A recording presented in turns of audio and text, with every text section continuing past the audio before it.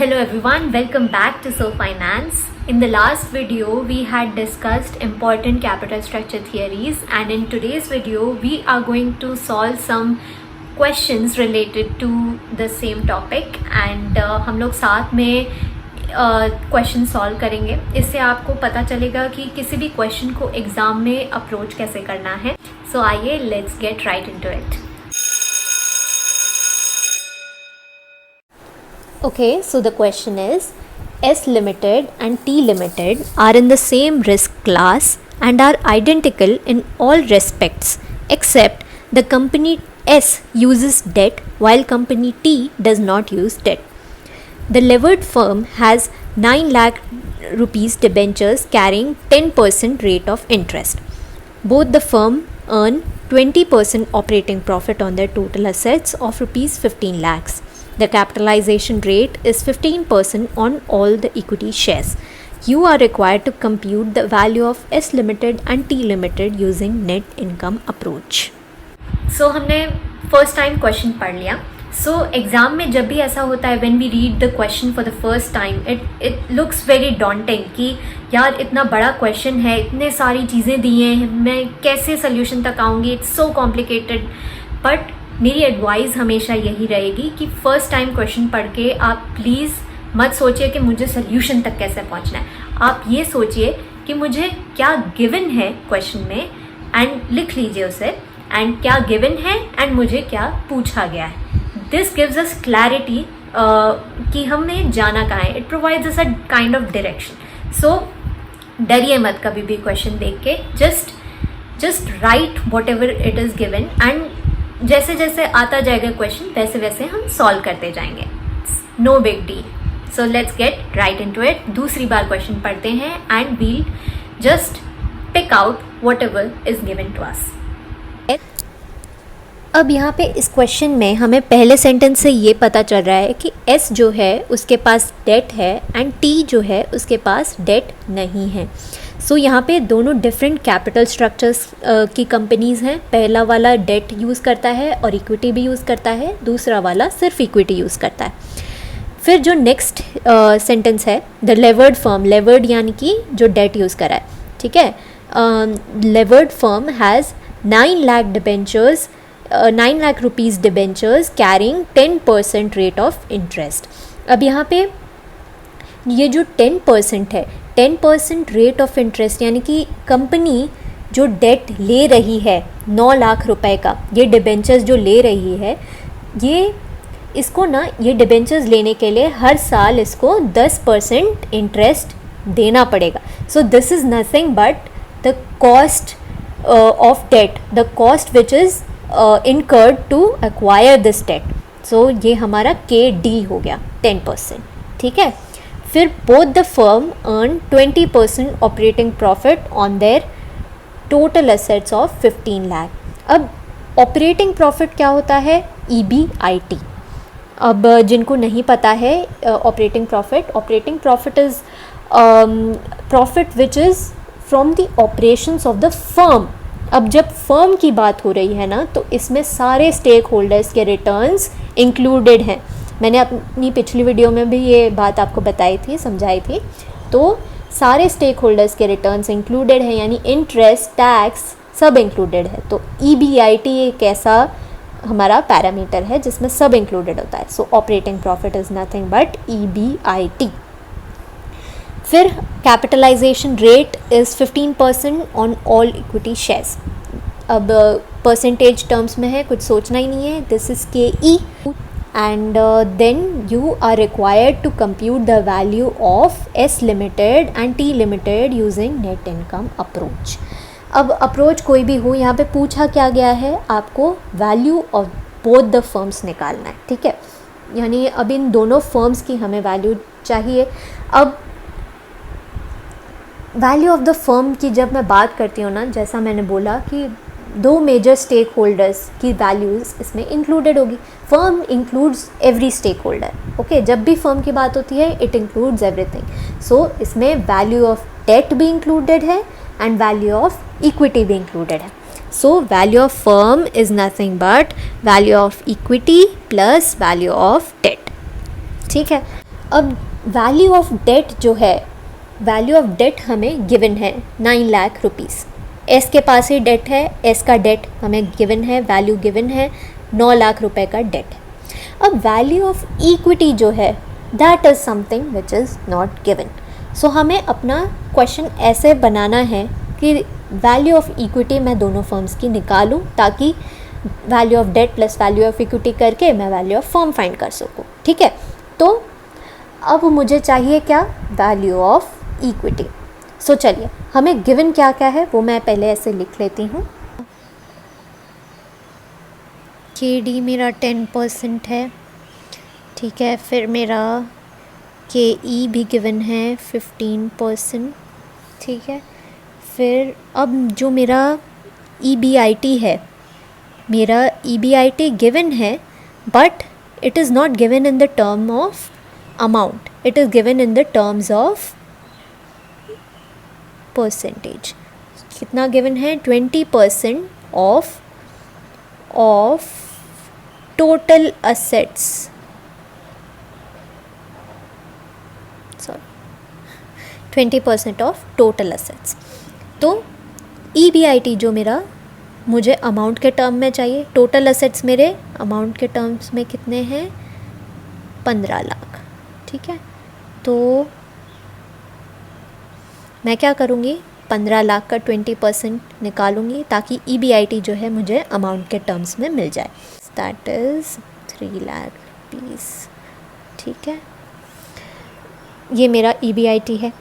अब मेरे पास गिवन क्या क्या है, के डी भी है, के ई भी है, ई बी आई टी है, इंटरेस्ट भी है, इंटरेस्ट दिया है ना 10% ऑफ कितना, 9 लाख रुपीज़ के डिबेंचर्स हैं, 9 लाख्स, ठीक है। कितना होता है ये, 10% ऑफ 9 लाख इज़ 90,000। अब मेरे पास बेसिक सब इन्फॉर्मेशन है, ठीक है।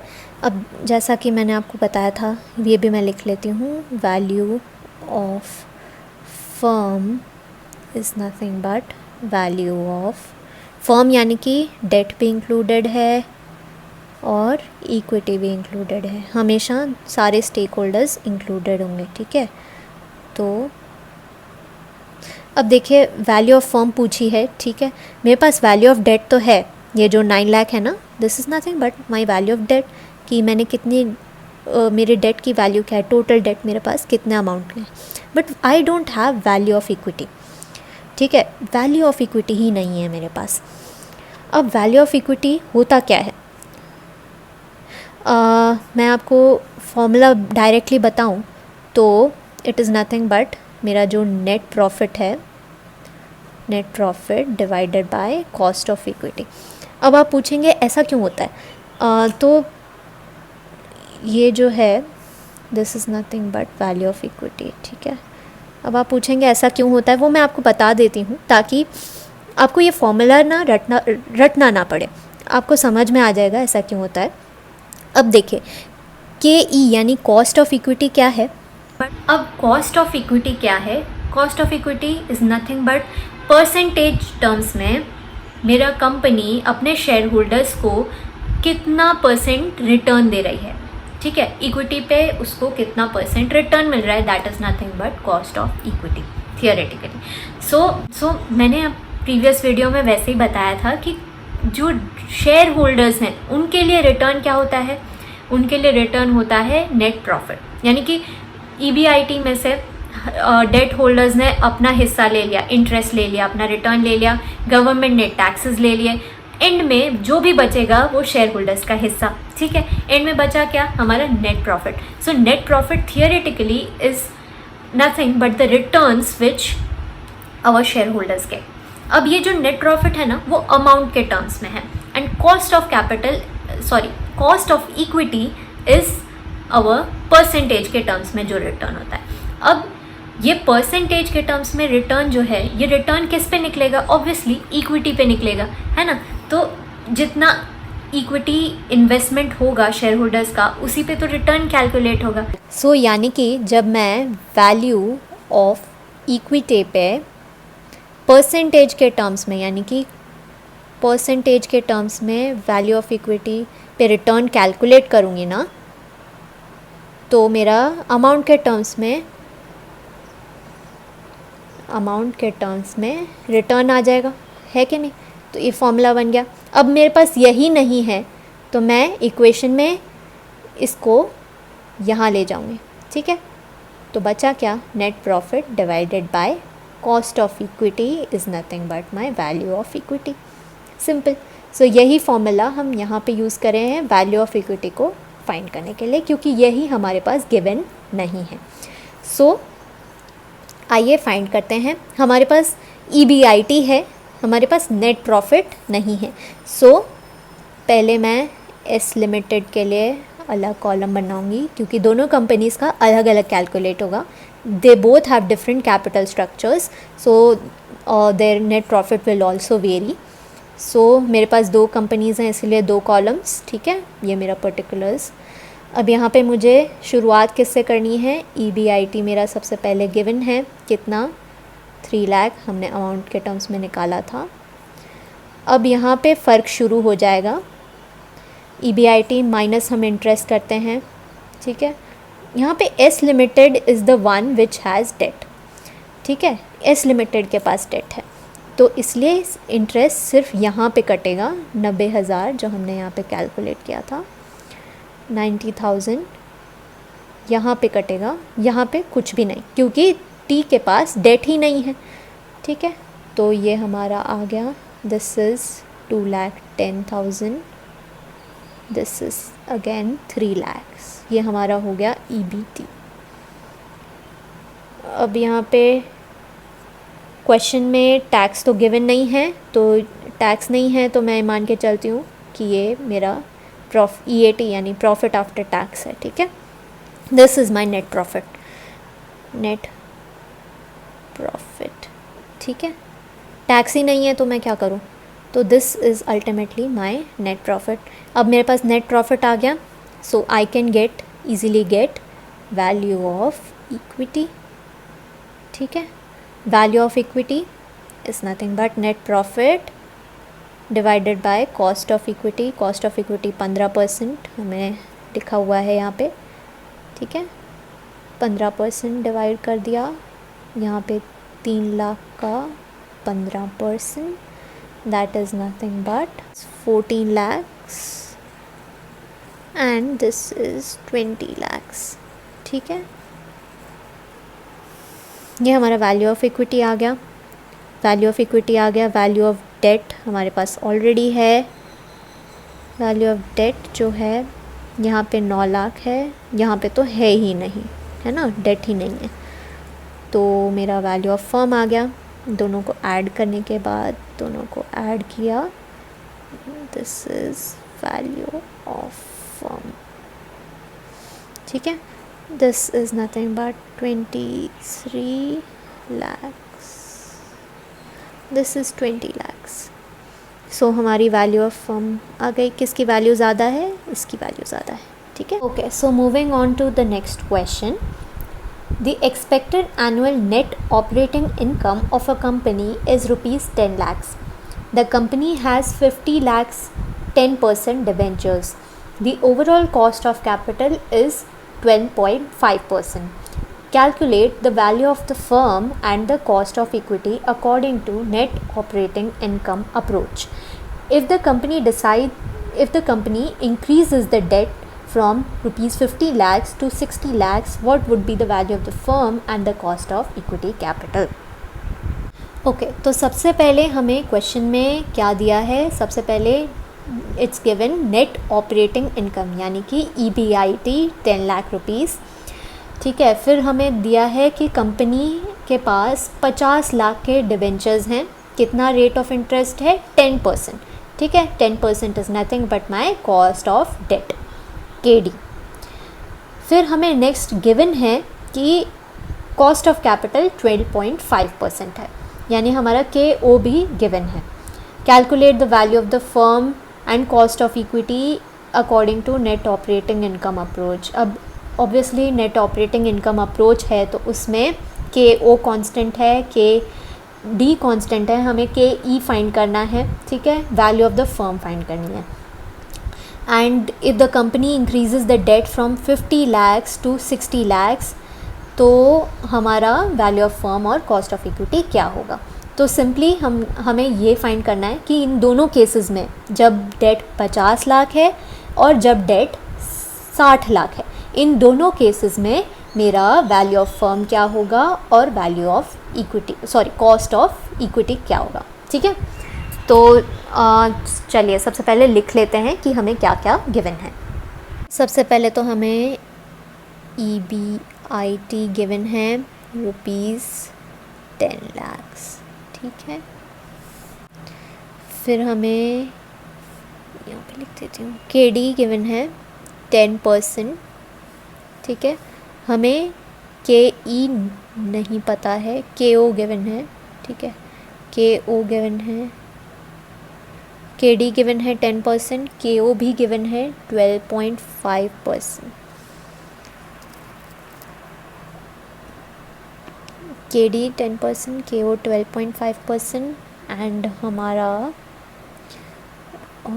हमारी वैल्यू ऑफ डेट भी तो गिवन है, वैल्यू ऑफ डेट तो गिवन ही रहेगा। वैल्यू ऑफ डेट अपना कितने परसेंट डिबेंचर्स हैं, 50 लाख के डिबेंचर्स हैं एट द रेट ऑफ 10%, ठीक है। फिर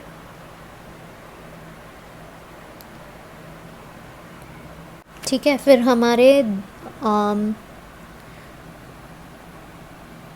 हमें फाइंड क्या करना है, हमारे पास KD है, KO है, हमें KE चाहिए, KE नहीं पता है, एंड हमें वैल्यू ऑफ फर्म निकालनी है, ठीक है।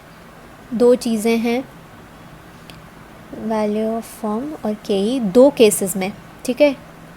केसेस दो बनेंगे, एक केस जब कंपनी के पास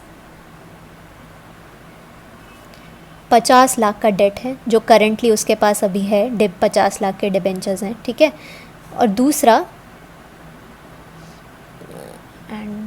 दूसरा केस भी है जिसमें उसने इंक्रीज़ कर लिया अपना डेट, ठीक है।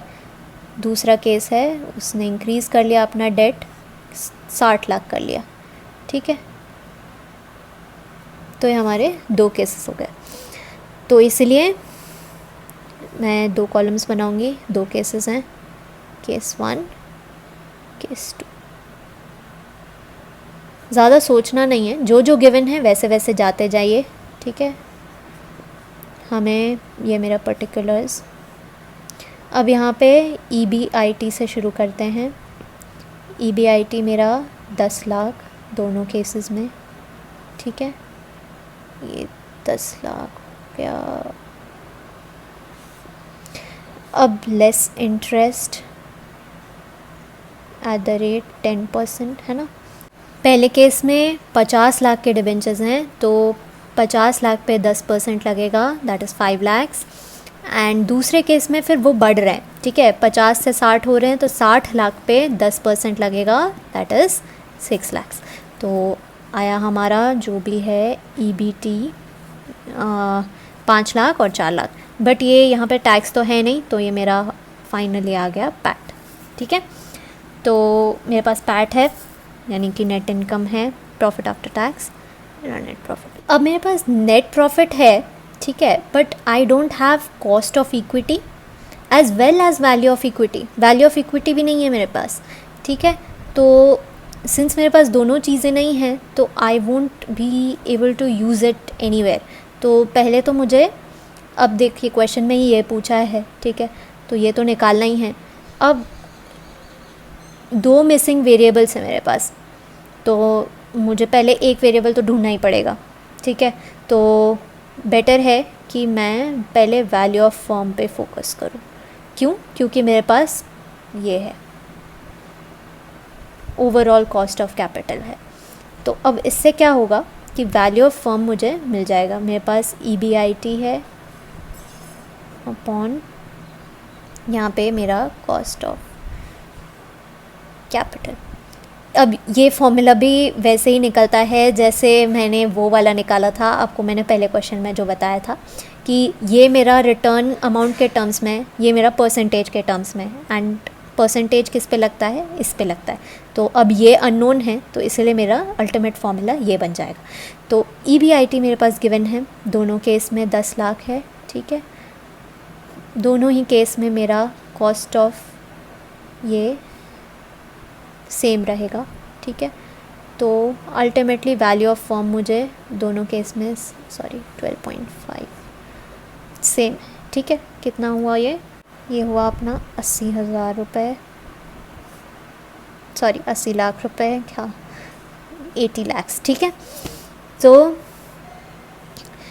मेरे पास अब वैल्यू ऑफ फर्म है, वैल्यू ऑफ डेट तो है ही है मेरे पास, ठीक है।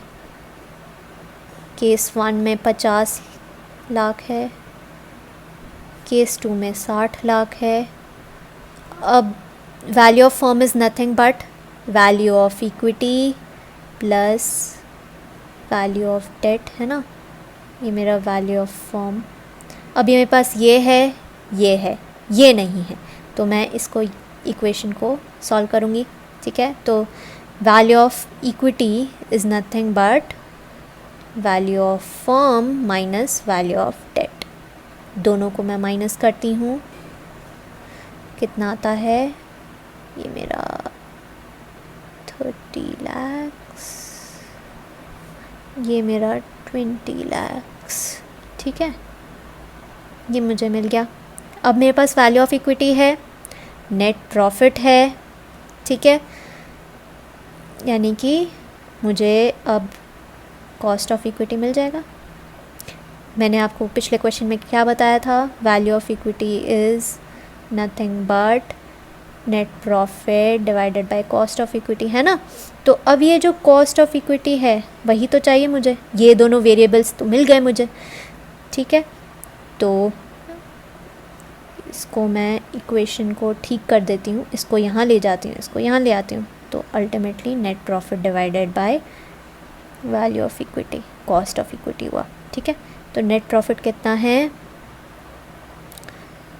ऑब्वियसली इंटू 100 करना पड़ेगा, परसेंटेज टर्म्स में चाहिए। तो ये मेरा 5 lakhs divided by 30 lakhs, I am sorry, मैं क्यों इतना बार बार गलत बोल रही हूँ, ठीक है।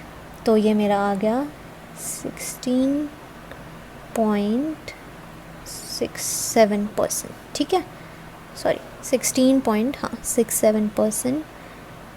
और यहाँ पे मेरा कितना 4 लाख प्रॉफिट है और 20 लाख,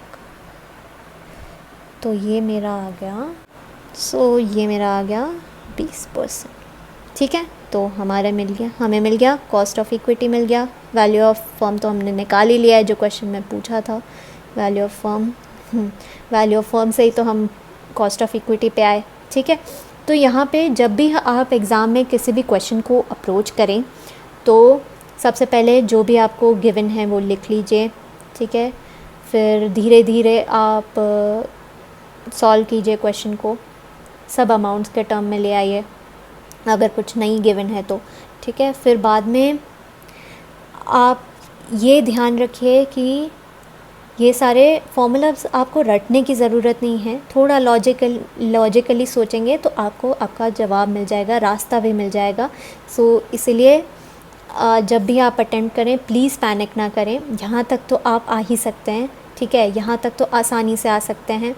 फिर आपको जो भी पूछा है आगे, अगर आपको एक से ज़्यादा वेरिएबल मिसिंग है, ठीक है, यहाँ पे आपने ले आए यहाँ तक, ठीक है, आपने देखा कि अरे मेरे पास सिर्फ नेट प्रॉफिट है और मेरे पास ना KE है ना वैल्यू ऑफ इक्विटी है, 2 वेरिएबल्स मिसिंग हैं, तो आप वहाँ पे होल्ड करिए, ठीक है। नेक्स्ट चीज़ देखिए, नेक्स्ट चीज़ जो भी आपको गिवन है, यहाँ पे मैंने देखा कि overall cost of capital given है, ठीक है, वैल्यू ऑफ फर्म चाहिए और मेरे पास EBIT है, 2 चीज़ें हैं यहाँ पे, 2 वेरिएबल्स मेरे पास हैं और मुझे सिर्फ वैल्यू ऑफ फर्म चाहिए, तो मुझे वैल्यू ऑफ फर्म आसानी से मिल सकती है। तो मैंने इसलिए फिर वहाँ से प्रोसीड किया कि यहाँ पे वैल्यू ऑफ फर्म मैं निकाल लेती हूँ। कैसे निकाला, वही फॉर्मूला, वही लॉजिक मैंने यूज़ किया, EBIT डिवाइडेड बाय KO, ठीक है। फॉर्मूला वो नहीं है, मतलब यहाँ पे EBIT डिवाइडेड बाय KO यानी रिस्पेक्टिव रिटर्न्स हो गए। यहाँ पे वैल्यू ऑफ फर्म फर्म की जब मैं बात करती हूँ, मैंने हमेशा बोला EBIT आएगा, because it includes the returns of all the stake holders. And firm की जब बात हो रही है तो obviously overall cost of capital, सारा कैपिटल यानी कि डेट भी इक्विटी भी, तो ओवरऑल कॉस्ट ऑफ कैपिटल आएगा। तो इसीलिए मेरा फॉर्मूला फिर चेंज हो जाता है, ठीक है। यहाँ पे कॉस्ट ऑफ सिर्फ इक्विटी की बात हो रही है तो सिर्फ इक्विटी का रिटर्न एंड सिर्फ इक्विटी का कॉस्ट ऑफ इक्विटी, है ना। तो इसी तरह से फॉर्मूलाज भी रटने की ज़रूरत नहीं है, ठीक है।